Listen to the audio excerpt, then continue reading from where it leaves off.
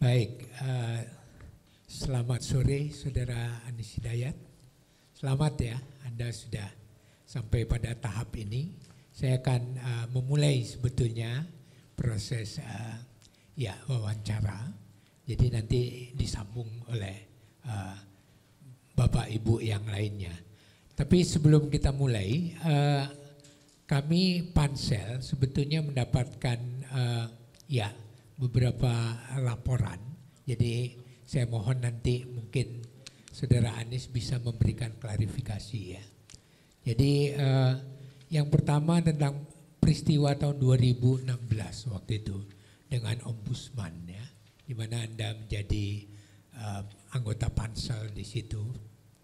Kemudian juga terjadi semacam katakanlah pelanggaran etik waktu itu ya, sehingga akhirnya 18 orang calon anggota Ombudsman akhirnya dibatalkan oleh ini. Mungkin Anda bisa memberikan klarifikasi terhadap laporan ini. Silakan.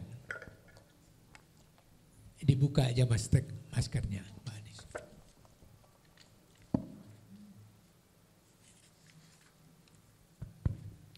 Terima kasih. Selamat siang Pak Ihsan, Bu Harkristuti, Pak Makarim, Bu Kamala dan Pak Zumardi Azra. Saya ingin menyampaikan terkait dengan tadi yang disampaikan Pak Ihsan Malik, peristiwa 2016. Saya sebagai salah satu Pansel Ombudsman waktu itu, memang ketika kami menyampaikan hasil dari Pansel 18 nama ke DPR, DPR mengembalikan itu ke Presiden dengan alasan ada dugaan pelanggaran dua pansel, saya dengan Mbak Zumrotin waktu itu katanya memberikan ruang yang lebih kepada calon atau kandidat yang berasal dari organisasi masyarakat sipil berdasarkan laporan dari suatu organisasi. Lalu Prof. Agus waktu itu sebagai Ketua Pansel menyampaikan bahwa dari keseluruhan proses Pansel Ombudsman tidak ada proses yang tidak transparan dan keputusan Pansel adalah keputusan bersama kolegial, sehingga saya dan Mbak Zumrotin tentu tidak punya ruang sendiri gitu untuk memutuskan mengunggulkan satu atau dua kandidat. Apalagi waktu itu surat yang sampai ke DPR setelah ditelusuri adalah dari organisasi yang fiktif gitu. Jadi dan kemudian Presiden mengembalikan lagi 18 nama ke DPR. Itu Pak Ihsan. Terima kasih. Baik, jadi ternyata juga itu fiktif, surat dari lembaga yang fiktif. Tapi laporan ini sudah masuk ya. Oke. Kemudian yang kedua, jadi waktu itu juga Anda dalam posisi di lembaga Migrant Care juga pernah menyampaikan pengaduan kasus kerangkeng manusia ex Bupati Langkat ke Komnas HAM. Namun data yang disampaikan minim, tidak membantu Komnas HAM. Namun pemberitaan pernyataannya luar biasa di media massa. Mungkin Anda bisa memberikan klarifikasi soal ini. Terima kasih. Soal laporan Langkat, memang Migrant Care yang melaporkan, salah satunya saya ke Komnas HAM. Memang kita mendapatkan informasi dari masyarakat ya, terkait dengan situasi di Langkat.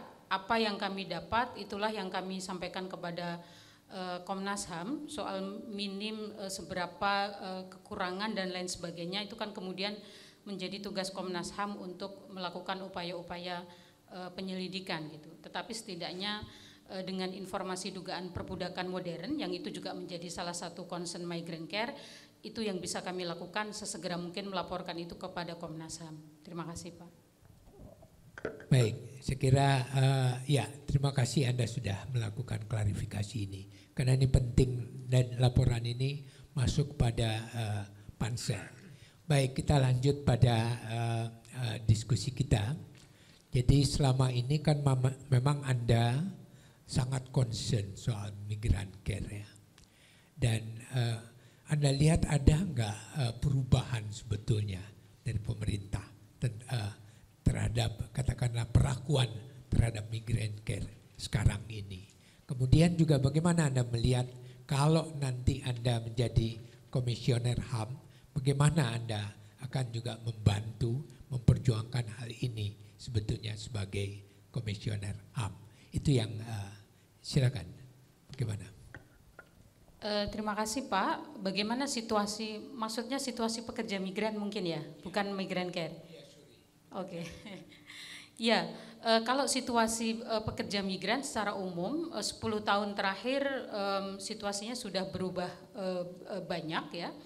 Tata kelola migrasi sudah berperspektif HAM dengan hadirnya ratifikasi dari pemerintah terhadap International Convention on the Protection of the Rights of All Migrants and Their Families pada tahun 2012 yang itu kemudian menjadi pondasi penting dalam mainstreaming isu hak asasi manusia dan adil gender dalam tata kelola migrasi.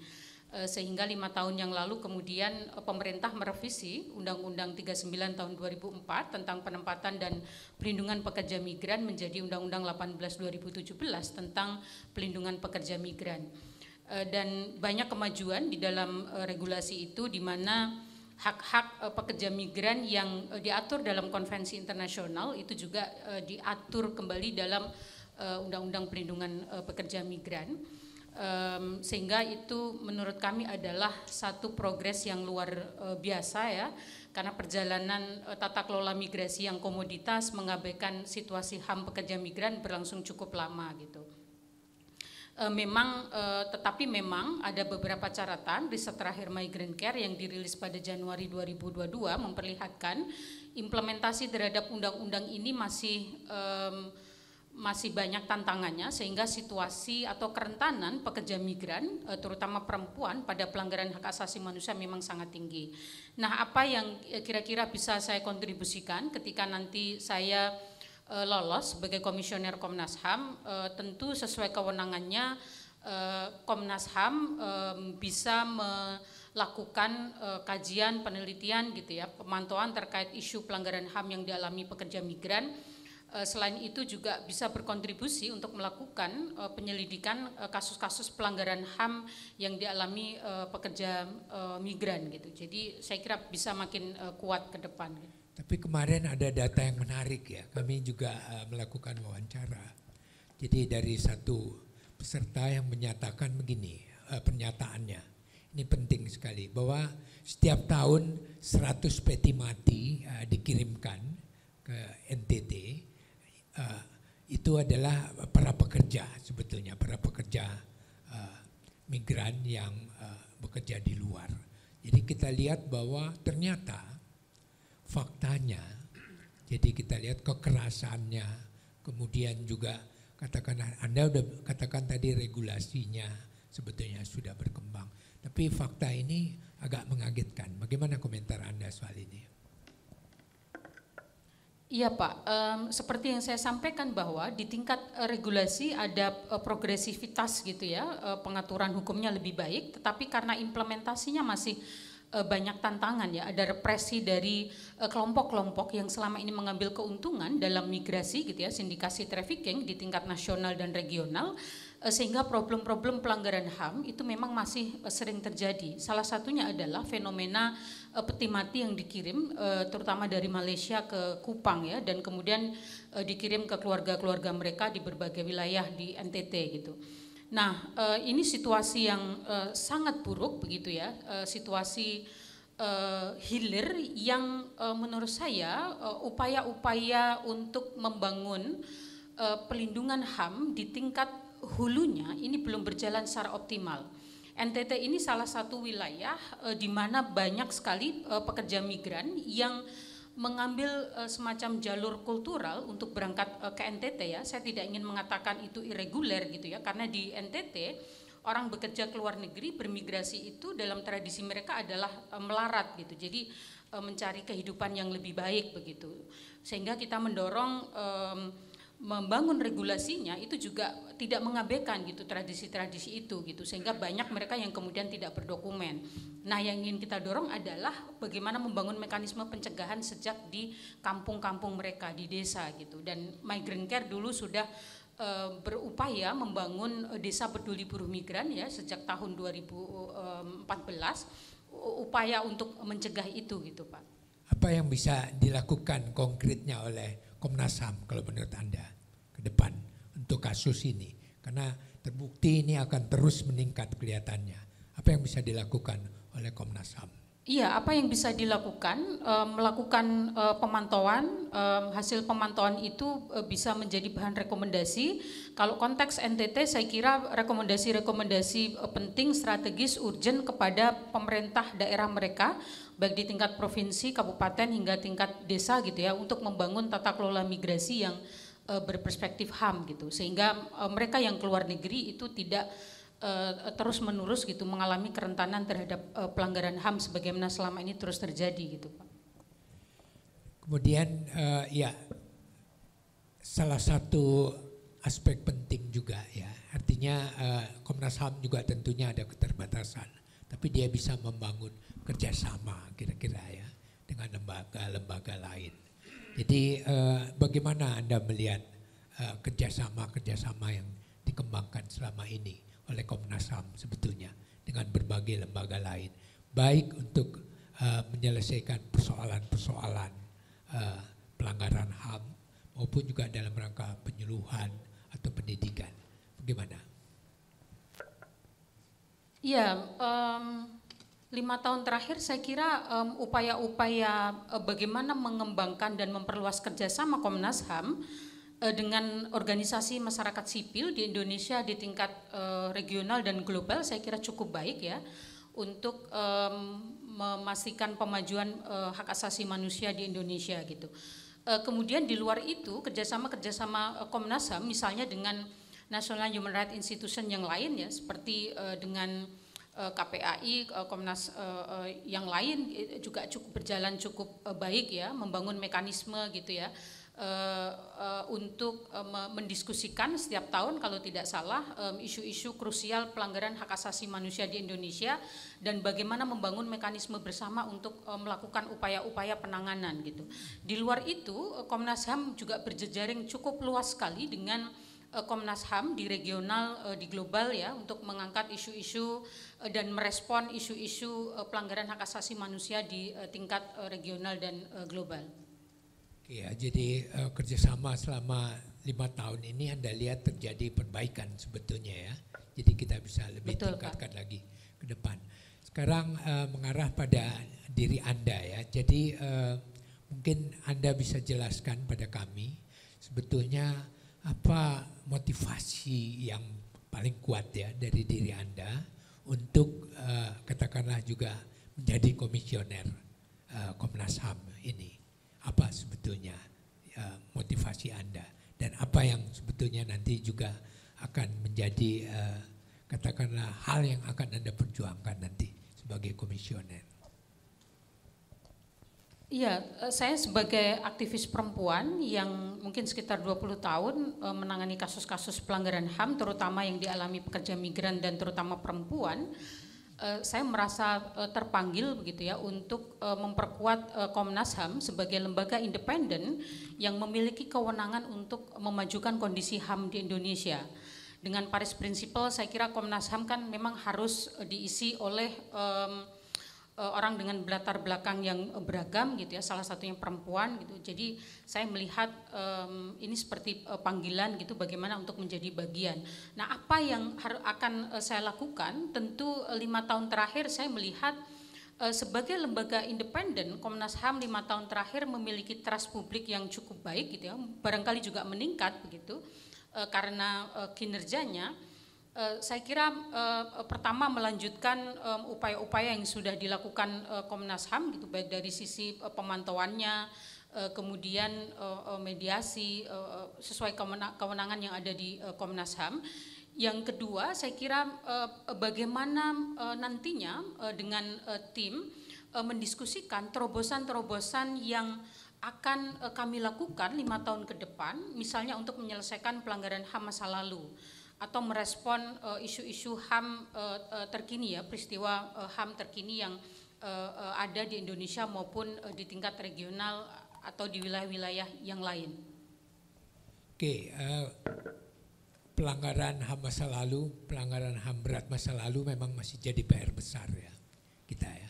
Tapi juga Komnas HAM kan juga sebetulnya paling tidak sudah mencoba memecahkan kebuntuan ya lewat pengakuan terhadap korban, bekerjasama juga dengan LPSK untuk juga terkait juga dengan beberapa kemudian juga kegiatan psikososial dan lainnya. Menurut Anda hal-hal ini harus terus dikembangkan atau bagaimana? Atau kita tetap saja fokus pada katakanlah juga upaya pro justisia dari pelanggaran HAM berat ini? Karena kita tahu juga faktanya kan juga terjadi kebuntuan di situ. Ya, sudah banyak yang dilakukan Komnas HAM, penyelidikan terhadap 12 atau 13 perkara kan juga sudah dilakukan, tetapi berhenti di tingkat Kejaksaan Agung, gitu ya. Saya kira penting ke depan untuk bagaimana membangun dialog strategis yang lebih intensif dengan Kejaksaan Agung agar kasus ini bisa terus diupayakan lewat jalur hukum gitu ya, judiciary mechanism.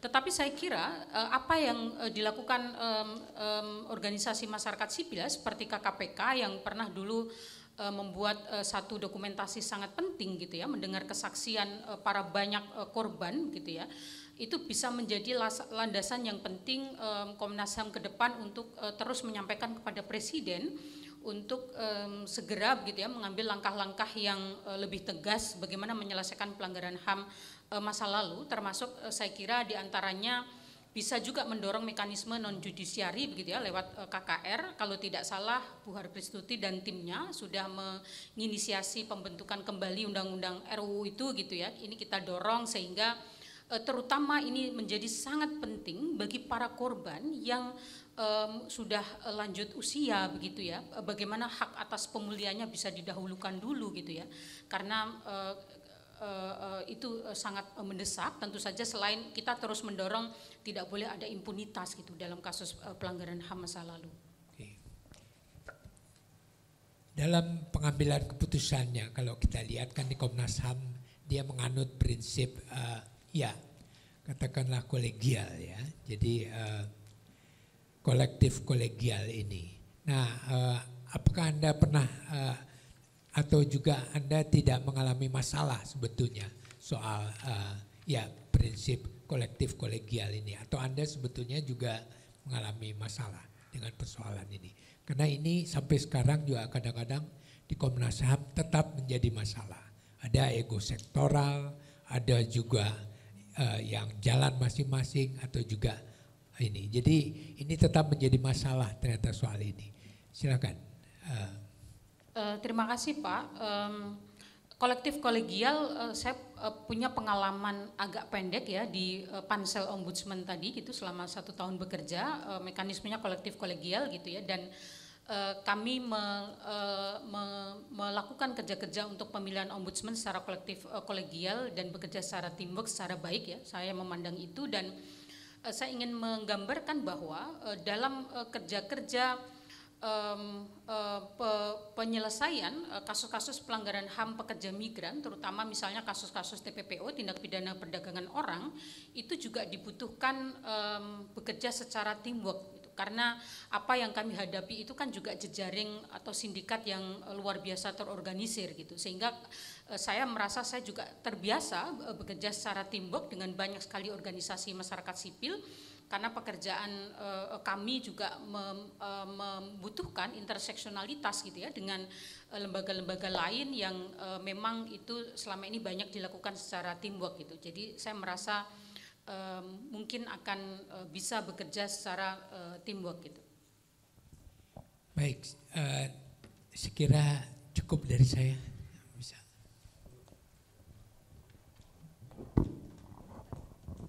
Baik, terima kasih. Selamat Saudari Anis sudah sampai pada tahap ini ya. Nah, saya ingin melanjutkan beberapa tadi yang ditanyakan oleh Pak Ihsan ya, bahwa kepemimpinan Komnas HAM ini itu bersifat kolektif kolegial gitu. Tapi kita juga dapat laporan nih, Mbak Anis mungkin bisa jawab ya, menjelaskan, mengklarifikasi bahwa di migrant care itu komunikasinya kayaknya nggak jalan. Ada laporan-laporan bahwa hubungan dengan staf tertentu itu kelihatannya kurang mulus gitulah. Ada catatan-catatan yang mereka sampaikan ke kita, bukan mereka. Pokoknya yang kita dapatkan, bukan mereka yang melaporkan. Kita dapat bahannya bahwa komunikasi di sana itu kurang jalan itu selama di migrant care. Nggak tahu sekarang migrant care-nya siapa yang mengelola? Masih? Oh, bukan lagi. Ya, silakan diklarifikasi itu. Ada laporan ke kita begitu. Terima kasih Pak. Di satu organisasi pasti ada dinamika ya, terutama komunikasi gitu. Tapi saya merasa bahwa selama di migrant care, ketika ada persoalan-persoalan di organisasi, itu ada mekanisme di kelembagaan yang sudah dibangun. Kami punya SOP tata kelola program, ada kode etik, ada mekanisme rapat begitu ya, rapat bulanan, 6 bulanan, tahunan dan lain sebagainya gitu ya. Sehingga itu selalu kami gunakan untuk kritik di antara internal gitu. Kita juga mendapatkan data bahwa ada pernah karena ngambek atau apa gitu, nggak pernah nongol selama 3 tahun ke migrant care, benar nggak itu? Nggak pernah Pak. Itu ada. Kalau COVID ya iya kita bekerja secara online Pak. Tapi nggak ke kantor sama sekali. Nggak pernah. Ya jadi itu laporannya. Nah oke lah kalau klarifikasinya seperti itu ya. Jadi, nah yang ingin saya tanyakan tadi kan menyinggung juga misalnya dalam konteks mungkin pengalaman Anda ataupun ya pengalaman katakanlah begitu di NTT perempuan gitu kan pergi gitu kan, dan menurut salah satu peserta atau calon komisioner yang kita wawancarai juga itu bilang bahwa setahun itu setahun ya minimal 100 orang itu yang pulang sudah dalam peti mati itu. Kira-kira apa yang itu satu kasus saja dari trafficking yang mengorbankan banyak sekali perempuan ya. Di tempat-tempat lain juga banyak trafficking, di Kalimantan Barat perempuan dari Singkawang atau dari tempat-tempat lain banyak deh. Termasuk juga yang misalnya trafficking untuk tenaga kerja ke Timur Tengah misalnya ya, atau mungkin juga ke Malaysia ya kan.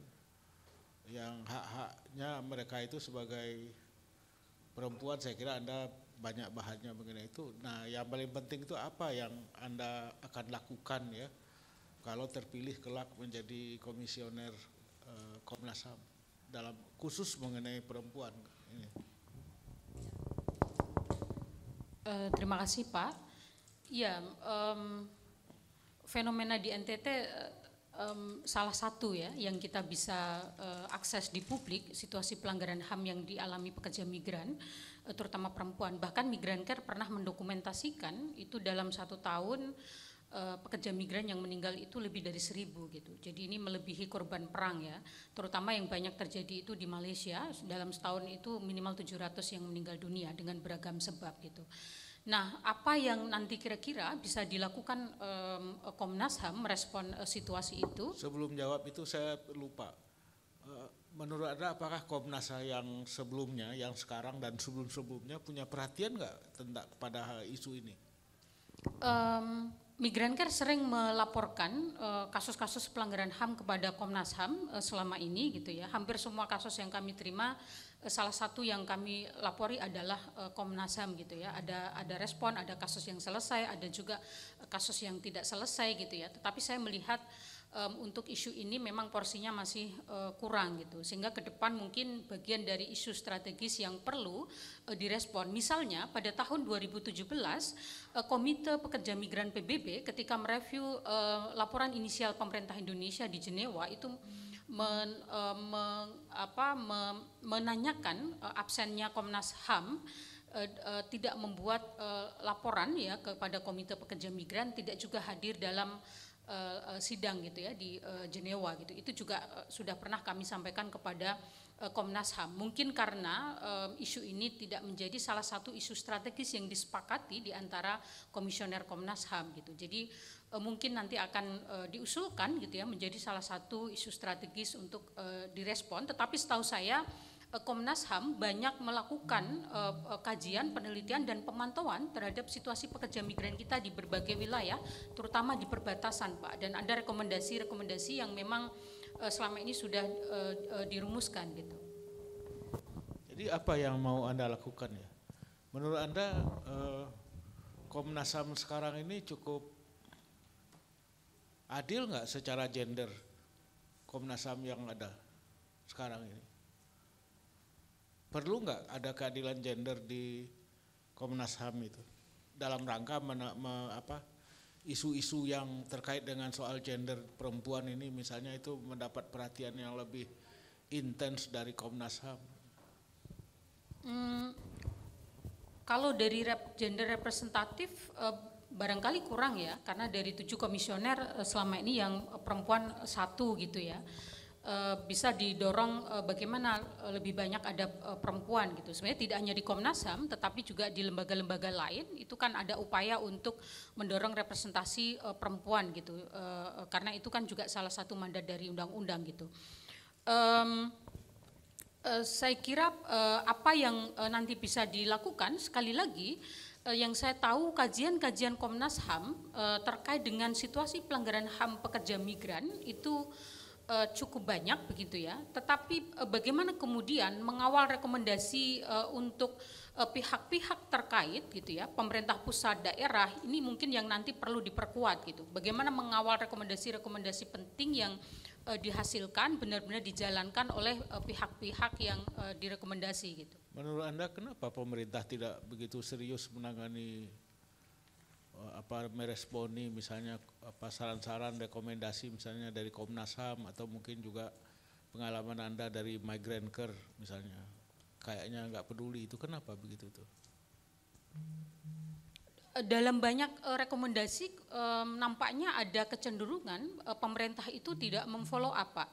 Misalnya tidak hanya rekomendasi Komnas HAM ya, rekomendasi Ombudsman itu kan juga banyak sekali gitu terkait layanan publik misalnya, rekomendasi Komnas HAM juga sama gitu. Barangkali ke depan ini lebih perlu didorong satu mekanisme semacam bagaimana menginstitusikan rekomendasi ini diintegrasikan ke dalam birokrasi gitu. Misalnya dalam penyusunan RPJMN gitu ya, bagaimana rekomendasi-rekomendasi penting ini mesti masuk gitu ya di dalam perencanaan yang ada di pemerintah gitu ya terkait rekomendasinya, salah satunya misalnya rekomendasinya Komnas HAM. Ya cukup deh dari saya, silakan Ibu Nana. Terima kasih. Ya, Anis, selamat sore. Saya mau mengangkat satu isu lain ya. Ini Anis kan cukup banyak ke berbagai negara ya, jadi sudah lihatlah bagaimana mekanisme-mekanisme HAM baik di tingkat internasional, regional dan sebagainya. Yang menarik dari Indonesia ini kita punya seperti ekosistem. Ada Komnas HAM, ada Komnas Perempuan, ada KPAI, ada Ombudsman, LPSK. Dia tidak dibangun sebagai satu kesatuan, tapi dia ekosistem. Jika nanti Anis terpilih sebagai komisioner, kira-kira bagaimana Anis membayangkan, apalagi dengan jalan panjang mengadvokasikan hak-hak perempuan dan buruh migran ya, bagaimana kira-kira dalam posisi sebagai komisioner Komnas HAM bisa mengoptimalkan ekosistem ini? Silakan. Terima kasih Mbak Nana. Tadi saya sudah singgung sedikit tentang National Human Rights Institution yang ada di Indonesia ya. Kalau tidak salah ke-5 NHRI itu kan selama ini sudah punya ruang bersama yang dibangun oleh kelima institusi itu gitu ya, untuk setiap tahun annually mereka punya semacam mekanisme yang dibangun bersama, mengangkat satu isu atau peristiwa HAM gitu ya yang perlu direspon oleh kelima NHRI ini dan merumuskan rekomendasi bersama gitu. Jadi saya kira itu penting untuk dilanjutkan dan diperkuat gitu ya. Kemudian yang kedua, bagaimana kelima NHRI ini lagi, mungkin nanti juga plus Komisi Disabilitas ya, karena di bawah Undang-Undang 12 tahun 2022 tentang tindak pidana kekerasan seksual, kelima NHRI ini juga punya mandat baru untuk melakukan pemantauan atas implementasi Undang-Undang TPKS gitu ya. Jadi ini adalah satu environment baru yang nanti bisa makin mempererat begitu ya pola-pola kerjasama yang akan dibangun, termasuk saya kira juga memastikan lingkungan kerja di semua NHRI ini apakah benar sudah aman, nyaman, bebas dari kekerasan seksual, apakah dibangun mekanismenya, apakah dibangun SOP-nya gitu. Saya tidak tahu apakah di Komnas HAM sudah ada itu gitu ya, sehingga ketika terjadi persoalan kekerasan seksual itu bisa ada mekanisme yang dirujuk dan digunakan gitu. Jadi mungkin itu Mbak Nana. Oke, menarik ya jika ada, karena sebenarnya sudah ada beberapa upaya sebelumnya yang rasanya belum sampai mentas lah gitu ya. Jadi ini masih kendala, mudah-mudahan nanti ini ada terobosan. Satu lagi ingin saya jajaki soal persistent gaps ini ya, jadi ruang-ruang kosong yang mungkin saya ingin dapat pandangannya Anies. Terutama karena Anies kerja di persoalan-persoalan pelanggaran HAM yang transnasional. Kita memperjuangkan hak-hak warga Indonesia yang sedang di luar negeri. Tapi kita juga melihat di tengah konflik yang sedang terjadi di berbagai negara lain, bukan hanya di negara tetangga seperti Myanmar, tapi juga bahkan apa yang sedang terjadi di Timur Tengah, itu orang-orang yang sedang melarikan diri berada di wilayah Indonesia. Sebagian mereka ditangani oleh lembaga-lembaga UN, tapi sebagian lain tidak. Itu kalau menurut Anies, apakah Komnas HAM mempunyai peran atau tidak dalam menangani persoalan seperti ini? Terima kasih. Terima kasih Mbak Nana. Saya kira itu bagian dari isu hak asasi manusia juga gitu ya, yang Komnas HAM tentu punya kewenangan untuk bagaimana melakukan pemantauan dan juga merespon, bekerja sama dengan lembaga lain gitu. Jadi Komnas HAM selama ini kan punya jaringan di tingkat regional dan global antar Komnas HAM gitu ya, untuk merespon peristiwa-peristiwa HAM yang muncul ya di kawasan tertentu gitu. Jadi saya kira ini bisa digunakan untuk merespon situasi-situasi atau peristiwa itu, setidaknya melakukan upaya-upaya bagaimana memastikan korban ditangani secara baik gitu, direferal ke lembaga-lembaga yang punya kewenangan, punya concern untuk isu, apakah misalnya isu refugee misalnya, kalau itu adalah kasus pengungsi gitu ya, misalnya stranded di negara kita gitu, meskipun kita bukan state party gitu ya untuk konvensi itu, tetapi secara kemanusiaan saya kira kita tetap bisa melakukan upaya-upaya paling tidak mengidentifikasi, menggali lembaga-lembaga yang punya concern di isu itu, untuk bagaimana kemudian peristiwa itu ditangani secara baik gitu. Ya, terima kasih. Karena banyak kantong-kantong di mana sebenarnya orang-orang refugee ini yang memang tujuan akhirnya bukan di Indonesia, tapi ternyata bertahun-tahun juga di sini ya. Oke, satu lagi, ini udah membayangkan Komnas HAM ya.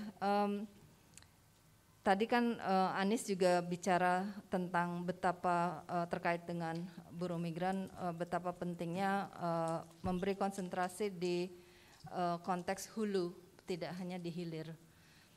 Komnas HAM ini punya mekanisme kantor perwakilan daerah di beberapa tempat saja. Gitu. Jika Anies terpilih jadi komisioner, terutama untuk memastikan efektivitas dari penanganan di tingkat hulu, kira-kira seperti apa langkah apa yang akan dijajaki minimal ya oleh Anies untuk memastikan mekanisme kantor perwakilan daerah ini atau mekanisme lain bisa terbangun. Terima kasih. Ya, terima kasih Mbak Nana. Saya kira tadi saya sampaikan bahwa merespon pelanggaran HAM terhadap pekerja migran itu tidak cukup hanya bagaimana memulangkan mereka, menyelesaikan kasusnya, tetapi bagaimana juga melakukan upaya-upaya pencegahan gitu ya. Edukasi itu kan untuk memotong mata rantai situasi atau ancaman terhadap terjadinya satu pelanggaran HAM. Komnas HAM kan punya kewenangan untuk melakukan penyuluhan gitu ya, termasuk pemantauan. Nah, kantor-kantor Komnas HAM yang ada di daerah, saya kira ke depan juga bisa dikonsolidasikan bagaimana terhubung dengan jaringan-jaringan yang bekerja di isu HAM sesuai dengan isu HAM yang terjadi di daerah itu gitu. Misalnya isu pekerja migran, kekerasan perempuan atau isu-isu yang lain gitu ya. Bagaimana penyuluhan edukasi HAM itu disampaikan ya, karena saya melihat upaya-upaya untuk membangun edukasi publik, edukasi kritis terhadap safe migration itu masih sangat kurang gitu, sehingga ke depan juga bisa bekerja sama dengan pemerintah setempat, organisasi masyarakat sipil setempat, bahkan desa gitu ya, karena desa kan ujung tombak gitu sebagai infrastruktur pemerintah paling bergesekan dengan grassroots, merupakan ujung tombak untuk bagaimana mengedukasi publik tentang HAM, termasuk di situ adalah ada entitas pekerja migran dan mungkin kelompok-kelompok lain ya yang misalnya punya potensi konflik sosial, konflik agraria dan yang lain-lain gitu. Jadi mungkin itu. Oke, terima kasih dari saya. Selamat siang Mbak Anies. Saya dengan sabar mendengar ya bagaimana Anda menjawab semua pertanyaan teman-teman dan kelihatan bahwa semangat Anda masih tetap seperti dulu, tidak berubah, ya, masih tetap bersemangat ya. Nah saya itu ingin urun rembuk sedikit ya, karena Anda kan bolak-balik bergelutin masalah migrant worker terus, ya. Nah sekarang di Komnas HAM nanti kalau terpilih menjadi komisioner 5 tahun yang masa yang akan datang, itu nanti akan mengalami masalah-masalah pelanggaran HAM yang berbeda-beda. Kadang-kadang pelanggaran HAM berat, ya, nah segala macam.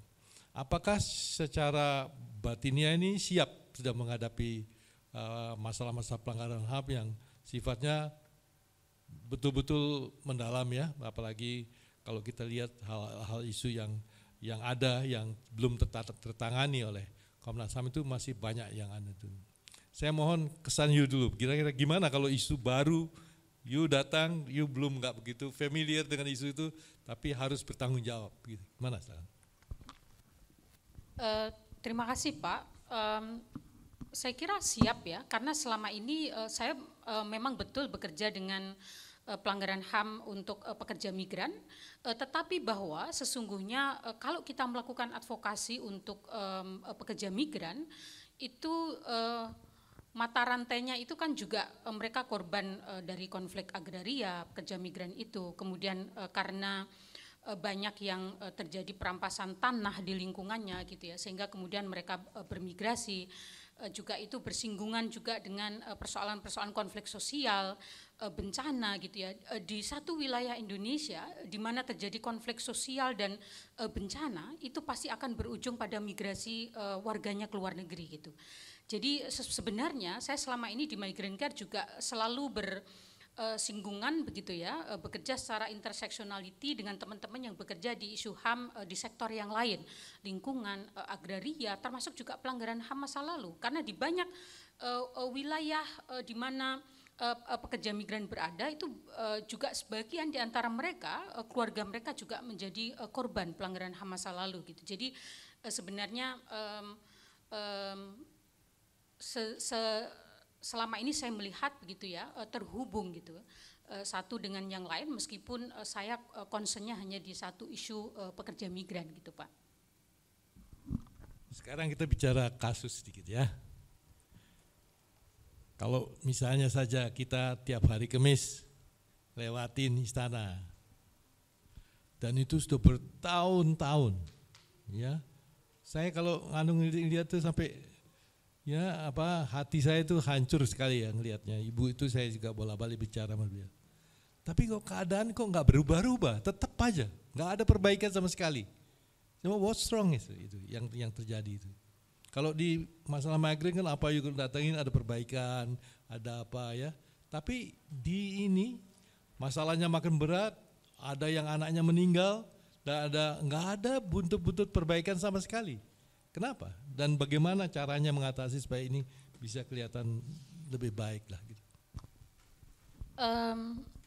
Ya sama Pak, kalau lihat istana pada hari Kamis ada Ibu Sumarsi dan kawan-kawan pasti sedih gitu ya. Tetapi saya kira bukan tidak ada perubahan sama sekali, juga tidak gitu. Karena misalnya Komnas HAM sesuai yang saya pelajari gitu ya, saya baca, itu juga sudah menyelesaikan sekian kasus yang sudah dilakukan upaya penyelidikannya gitu. Itu kan tidak terjadi sebelumnya. Artinya itu kan juga satu progres begitu ya yang perlu dilihat gitu. Kemudian juga misalnya upaya-upaya dari kelompok organisasi masyarakat sipil begitu ya, KKPK misalnya, seperti yang saya sampaikan tadi gitu, mendokumentasikan peristiwa ini, mendengar kesaksian para korban gitu ya, menjadi dokumen yang penting. Menurut saya juga itu satu upaya begitu ya, yang kita tidak berhenti untuk memastikan impunitas itu tidak benar-benar terjadi gitu. Memang belum ada gitu ya yang diselesaikan, tetapi upaya-upayanya kan terus berjalan gitu. Jadi dalam konteks effort untuk mencapai akses to justice untuk korban, termasuk misalnya Komnas HAM selalu mengeluarkan surat keterangan korban yang itu juga bisa digunakan gitu ya dengan teman-teman LPSK gitu. Jadi itu juga upaya. Nah, yang mungkin perlu nanti diterobos gitu ya, saya kira pemulihan yang korban tadi gitu, karena mereka usianya sudah lanjut begitu ya, meskipun belum ada penyelesaian secara hukum, tetapi itu bisa didahulukan gitu, mempertimbangkan situasi psikologi juga usia mereka dan lain sebagainya gitu. Jadi sebenarnya bukan tidak ada perkembangan, ada perkembangannya, tetapi memang belum sampai pada kasusnya selesai lewat mekanisme hukum gitu. Tetapi memang perlu didorong mekanisme yang lain, yang KKR itu saya kira kalau menunggu pengesahan undang-undang tentu proses legislasinya lama gitu ya, tetapi saya mendengar bahwa Presiden sudah menginisiasi akan menerbitkan perpres gitu ya untuk KKR, ini bisa menjadi berita baik gitu ya, bagaimana ke depan kita kawal bersama gitu Pak. Apakah misalnya Komnas HAM itu bisa menjadi motivator ya, agar supaya stakeholder yang ada ya itu bisa tergerak untuk bekerja bersama ya, untuk mengatasi masalah-masalah itu. Kadang misalnya kayak ya Bu Sumarsi itu ya, dia itu sebenarnya kalau ada perkembangan sedikit aja mengenai kisah anaknya itu, mungkin dia sudah nggak gitu lagi gitu.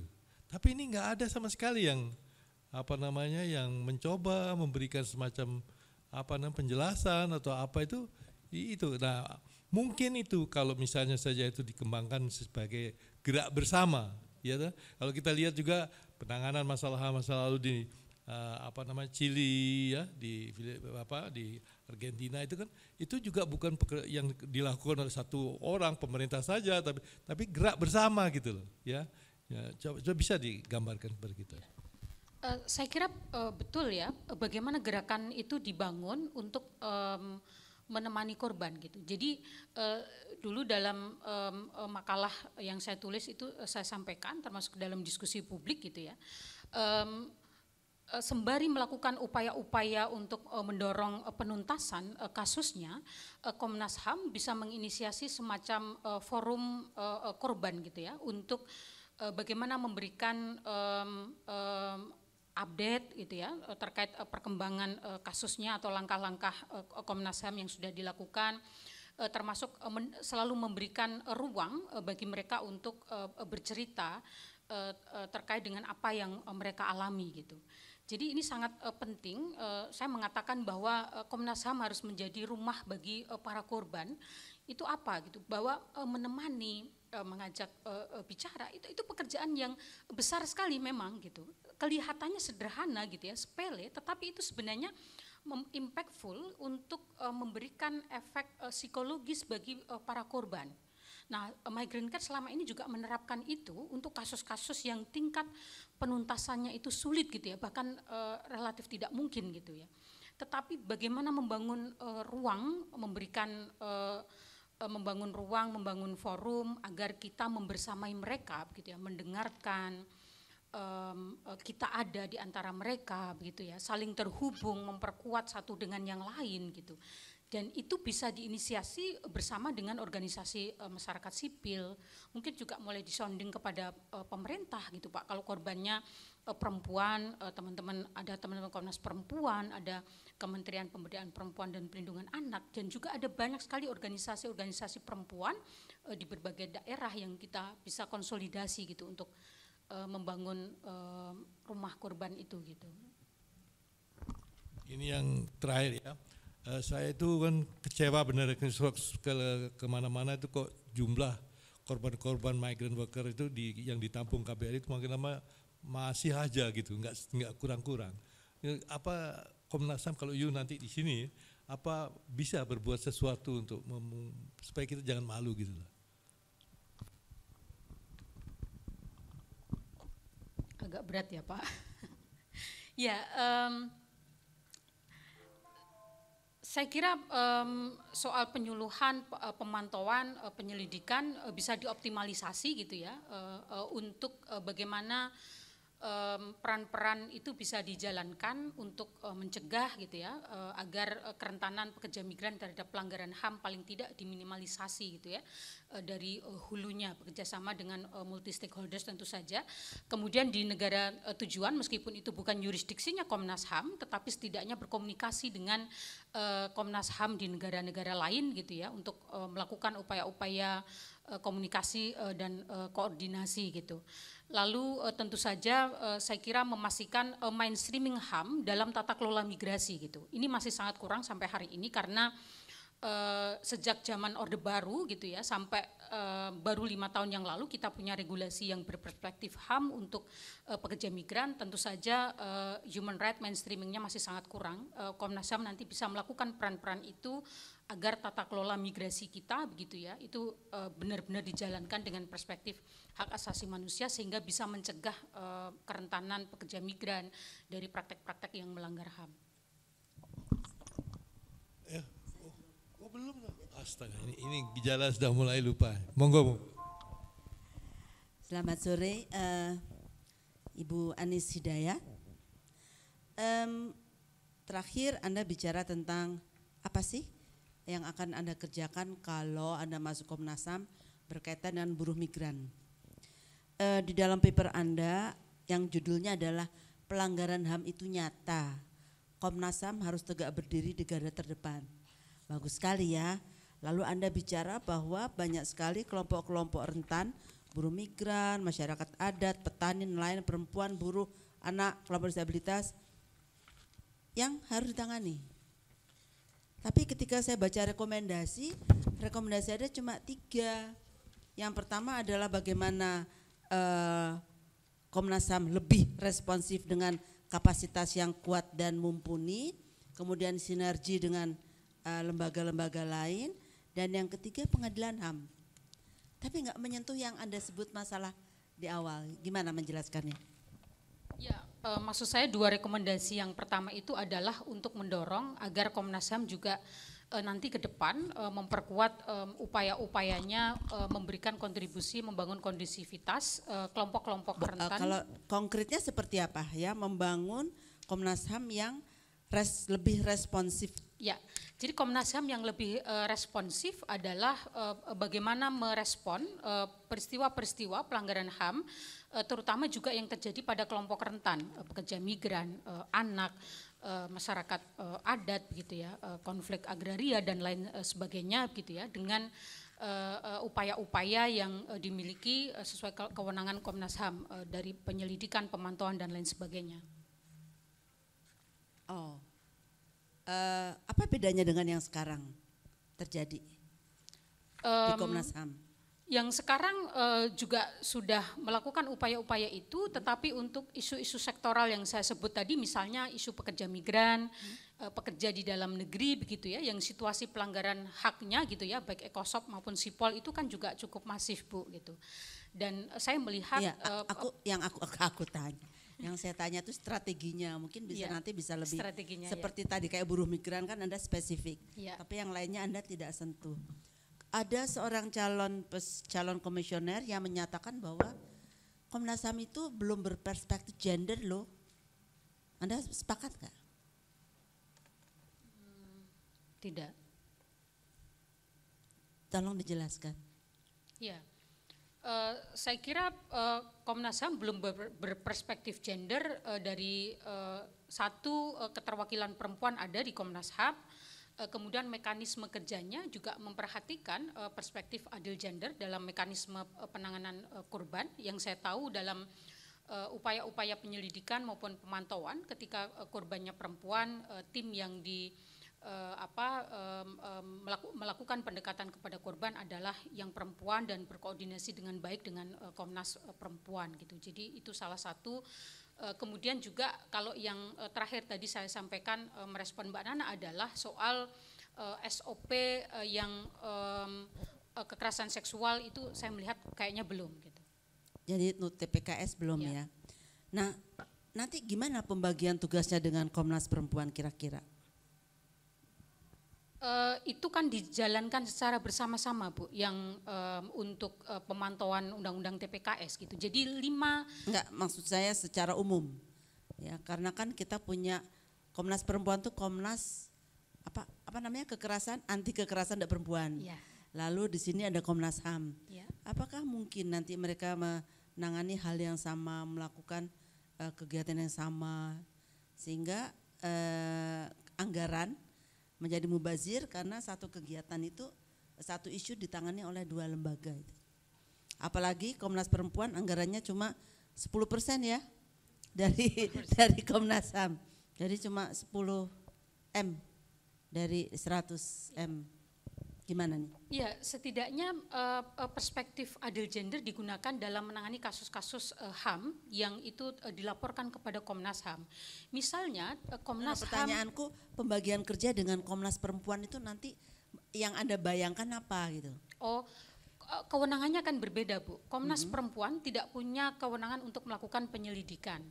Jadi tidak ada kewenangan untuk melakukan penanganan kasus gitu. Jadi saya kira kasus, walaupun banyak masyarakat melapor juga ke Komnas Perempuan dan ya. selama ini dilakukan upaya-upaya referral system gitu. Misalnya kasus itu adalah KDRT ke lembaga-lembaga yang melakukan itu, kasus pekerja migran perempuan direfer kepada lembaga-lembaga yang melakukan advokasi di bidang itu gitu. Oke, jadi itu menurut saya satu yang perlu dibicarakan secara spesifik. Ya. Anda bicara tentang rekomendasi ya. Menurut Anda selama ini kan kita selalu menyampaikan laporan pada lembaga-lembaga mekanisme UN ya, PBB, dan mereka selalu punya observation and recommendation. Menurut Anda sejauh mana ya Komnas HAM sudah terlibat untuk mengawal, mendorong, memastikan agar rekomendasi itu dijalankan oleh pemerintah? Iya, Komnas HAM saya kira cukup aktif membuat laporan-laporan kepada badan-badan di PBB, tetapi dalam hal bagaimana memastikan rekomendasi-rekomendasi dari General Comment gitu ya, treaty bodies di UN sejauh mana itu dijalankan oleh pemerintah, ini saya kira yang jadi PR kita semua, tidak hanya Komnas HAM saya kira, karena problem di tingkat institusi birokrasi pemerintah itu kan sangat banyak sekali list of recommendation ya, baik itu dari UN maupun dari lembaga lain, yang itu kemudian baru dibicarakan ketika akan direview pada laporan berikutnya gitu. Jadi setelah sekian tahun direkomendasi, kemudian begitu akan direview, baru kemudian buru-buru ini sejauh mana sudah dijalankan. Tadi saya sampaikan waktu Pak Azumardi, menjawab Pak Azumardi, bagaimana rekomendasi ini harus dipastikan masuk di dalam RPJMN gitu ya, merespon rekomendasi-rekomendasi adalah, itu. Apa kira-kira yang Anda lakukan jika Anda terpilih sebagai komisioner dari Komnas HAM itu, kira-kira apa yang langkah yang bukan yang muluk-muluk ya, tapi langkah yang realistis dan kira-kira juga memiliki dampak. Iya, misalnya berkoordinasi dengan Kemenpan RB dan Bappenas gitu ya, untuk memastikan dan melihat gitu ya, apakah RPJMN yang dibuat oleh lembaga-lembaga terkait ini rekomendasi-rekomendasi yang dibuat oleh Komnas HAM maupun UN ini masuk atau tidak gitu, sehingga ini ada penganggarannya gitu ya, bisa dievaluasi, bisa dikontrol, dijalankan atau tidak gitu. Jadi koordinasi dengan Bappenas dan Kemenpan RB. Dan nggak gampang itu ya. Betul Bu, betul. Koordinasi antar lembaga pemerintahnya nggak gampang, apalagi Anda yang lakukan. Undang-undang tindak pidana kekerasan seksual. Ada yang mengatakan bahwa dengan adanya undang-undang ini pasti laporan tentang TPKS ke Komnas HAM maupun ke polisi itu akan menurun. Menurut Anda? Tidak, justru akan naik karena kita sudah punya undang-undang yang spesifik dari KUHP begitu, dan masyarakat saya kira mulai terinformasi bahwa ini ada regulasi baru yang bisa digunakan sehingga punya keberanian untuk melapor gitu ya. Tentu akan mengalami proses yang bertahap gitu. Ya, karena dulu KDRT juga begitu. Betul. Begitu ada undang-undang KDRT angkanya naik. Loh, ini gimana kata bapak-bapak itu? Kok malah naik ya gitu. Oke, jadi memang dugaan saya mungkin akan meningkat, bukan karena kasusnya meningkat, tapi pemahaman mereka bahwa inilah suatu kekerasan seksual. Pertanyaan terakhir adalah, ada yang menyampaikan bahwa korporasi bertanggung jawab terhadap kasus-kasus kekerasan seksual yang terjadi terhadap pegawainya. Ya begitu ya? Bagaimana Anda menjelaskan? Iya, kami mengidentifikasi sebenarnya penghukuman terhadap korporasi merupakan salah satu terobosan hukum yang luar biasa dalam Undang-Undang TPKS, karena selama ini para orang yang punya posisi sebagai pengambil keputusan di perusahaan yang melakukan kekerasan seksual itu mengalami impunitas gitu, sehingga dengan kalau itu saya setuju. Ya, jadi kalau pimpinan itu atau penerimaan manfaat penggunanya korporasi bisa dihukum. Tapi kalau ada seorang satpam yang melakukan kekerasan seksual pada pekerja yang ada di situ, menurut Anda apakah korporasi tetap bisa dipertanggungjawabkan secara pidana? Menurut saya yang bisa kemudian dipidana korporasinya adalah ketika pelakunya itu orang yang punya kewenangan untuk mengambil keputusan di satu korporasi itu. Oke, karena saya mendapatkan laporan dari teman-teman saya, apakah benar kita nggak tahu apa-apa, pegawai kita melakukan tiba-tiba kita dihukum? Setahu saya enggak. Sudah Pak Makarim, terima kasih Bu Anis. Jadi terima kasih Ibu Ani, atas nama panitia seleksi saya ucapkan terima kasih. Terima kasih atas keikutsertaan sertaan dan juga jawaban-jawabannya. Kita semua akan mengamati semua secara seksama dan kita akan berikan hasil penelitian ini dalam waktu sesingkat-singkatnya. Ya, bulan ini semua kelar. Ya, terima kasih ya.